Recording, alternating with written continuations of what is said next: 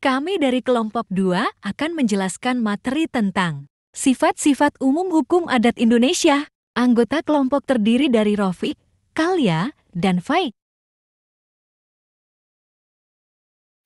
Yang pertama ada pengertian sifat-sifat umum hukum adat. Sifat-sifat umum hukum adat Indonesia merujuk pada ciri-ciri atau karakteristik khas yang melekat pada sistem hukum adat yang berlaku di masyarakat adat Indonesia. Hukum adat Indonesia memiliki keunikan tersendiri karena dibentuk berdasarkan kebiasaan dan tradisi yang hidup dalam masyarakat tertentu, serta berfungsi untuk mengatur kehidupan sosial, ekonomi, dan hubungan antar individu dalam komunitas adat tersebut. Sistem hukum adat adalah sistem hukum yang berlaku di Indonesia dan bersumber dari nilai dan norma yang ada di tengah masyarakat. Yang kedua ada sifat-sifat umum hukum adat Indonesia. Yang pertama ada tidak tertulis atau unwritten law. Unwritten law atau tidak tertulis ini biasanya disampaikan secara lisan dari generasi ke generasi. Ini menjadikannya sebagai hukum yang hidup atau living law, di mana eksistensinya bergantung pada praktik sosial dan dalam masyarakat. Tidak beradaan teks tertulis membuat hukum adat sangat fleksibel dan mampu menyesuaikan diri dengan perubahan dalam masyarakat. Yang kedua ada bersifat komunal. Bersifat komunal ini lebih mendekatkan kepentingan komunitas daripada individunya. Sifat komunal ini mencerminkan kreativitas dan solidaritas dalam masyarakat adat, di mana aturan-aturan hukum adat dibuat untuk menjaga keseimbangan dan harmoni dalam komunitas. Yang ketiga, fleksibel dan dinamis. Hukum adat tidak statis, melainkan dinamis dan fleksibel. Ia dapat berubah dan menyesuaikan diri dengan perkembangan zaman, kebutuhan, dan kondisi masyarakat. Misalnya, hukum adat mengenai pengelolaan tanah yang terus mengalami perubahan seiring dengan pertumbuhan ekonomi dan perkembangan teknologinya. Yang ketiga, religius magis. Banyak aspek dalam hukum adat yang berkaitan erat dengan kepercayaan dan praktik religius. Hukum adat sering dianggap sakral karena aturan-aturan dalam hukum adat tidak hanya mengatur hubungan antar manusia, tetapi juga hubungan dengan alam dan roh-roh keluhuran. Oleh karena itu, pelanggaran hukum adat seringkali dianggap sebagai pelanggaran terhadap nilai-nilai spiritual. Yang terakhir ada yang kelima, berdasarkan kebiasaan atau customary law. Hukum adat lahir dari kebiasaan masyarakat yang telah berlangsung lama dan diakui sebagai norma yang mengikat. Kebiasaan ini terus dipraktikkan hingga akhirnya diakui sebagai hukum yang harus ditaati oleh semua anggota komunitas. Dan yang terakhir yaitu keadilan restoratif. Hukum adat lebih menekankan penyelesaian konflik melalui mekanisme restoratif daripada penghukuman.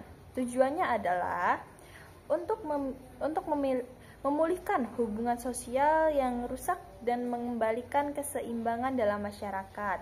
Pendekatan ini berbeda dengan sistem hukum nasional yang cenderung restributif. Yang ketiga ada corak-corak hukum adat Indonesia. Hukum adat kita itu mempunyai corak-corak tertentu. Adapun corak-corak yang terpenting, yang pertama itu bercorak religius atau magis. Menurut kepercayaan tradisional Indonesia, tiap-tiap masyarakat diliputi oleh kekuatan gaib yang harus dipelihara agar masyarakat itu tetap aman, tentram, dan bahagia. Tidak ada pembatasan antara dunia lahir dan dunia gaib, serta tidak ada pemisahan antara berbagai macam lapangan kehidupan. Terus yang kedua ada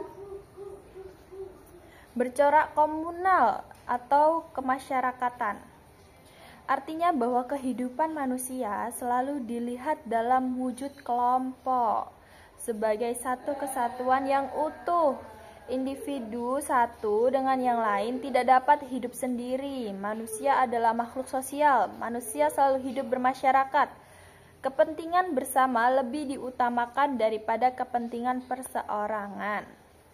Yang ketiga itu bercorak demokrasi, bahwa segala sesuatu selalu diselesaikan dengan rasa kebersamaan.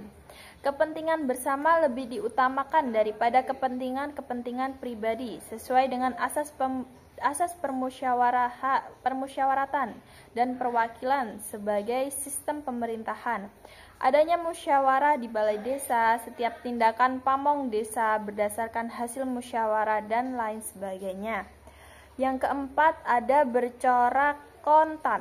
Bercorak kontan itu pemindahan atau peralihan hak dan kewajiban harus dilakukan pada saat yang bersamaan, yaitu peristiwa penyerahan dan penerimaan harus dilakukan secara serentak.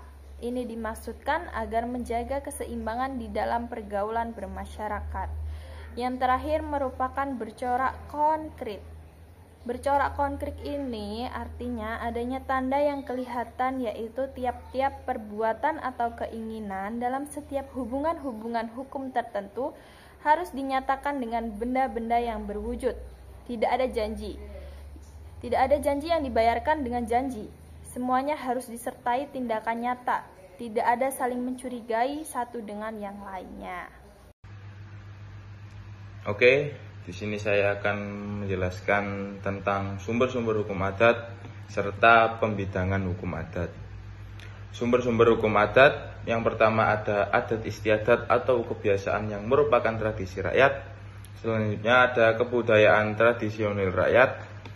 Terus ugeran atau kaidah dari kebudayaan Indonesia asli. Selanjutnya ada perasaan keadilan yang hidup dalam masyarakat. Selanjutnya ada pepatah adat dan jurisprudensi adat. Selanjutnya ada dokumen-dokumen yang hidup pada waktu itu yang memuat ketentuan-ketentuan hukum yang hidup. Selanjutnya ada kitab-kitab hukum yang pernah dikeluarkan oleh raja. Selanjutnya ada doktrin tentang hukum adat. Selanjutnya ada hasil-hasil penelitian tentang hukum adat. Serta yang terakhir ada nilai-nilai yang tumbuh dan berlaku dalam masyarakat. Pembidangan hukum adat. Mengenai pembidangan hukum adat tersebut, terdapat berbagai variasi yang berusaha untuk mengidentifikasikan kekhususan hukum adat apabila dibandingkan dengan hukum barat. Pembidangan tersebut biasanya dapat diketemukan pada buku-buku standar, di mana sistematika buku-buku tersebut merupakan suatu petunjuk untuk mengetahui pembidangan mana yang dianut oleh penulisnya. Van Vollenhoven, Supomo, dan Temhar di dalam bukunya Beginselen en Stelsel van het Adat Recht. Selanjutnya ada Surojo Wijdodipuro Imam Sudiat di dalam bukunya yang berjudul Hukum Adat Sketsa Asas yang dikeluarkan pada tahun 1978. Dasar hukum sah berlakunya hukum adat.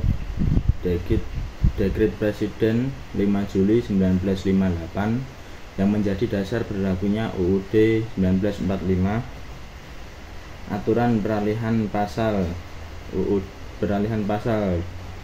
2 UUD 1945, pasal 24 UUD 1945 tentang kekuasaan kehakiman, pasal 7 nomor 1 UU nomor 14 atau 1970 tentang pokok-pokok kekuasaan hakim.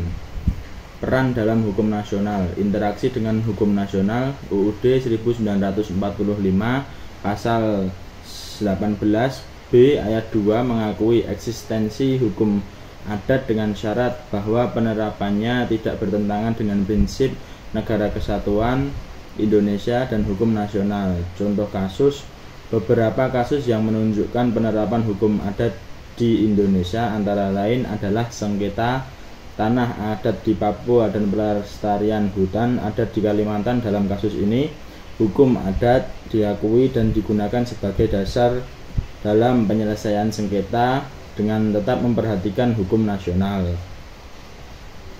Kesimpulan, hukum adat di Indonesia memiliki sifat umum seperti ketidaktertulisan, komunitas, fleksibel, religius, magis, dan berbasis kebiasaan yang membedakannya dari hukum nasional yang lebih formal. Hukum adat berfungsi sebagai aturan sosial dan cerminan nilai-nilai masyarakat adat untuk menjaga keseimbangan dan harmoni. Dalam dasar hukum sahnya, hukum adat di Indonesia meliputi aturan peralihan UUD 1945, UU Undang-Undang Nomor 19 1964, dan Undang-Undang Nomor 14 1970.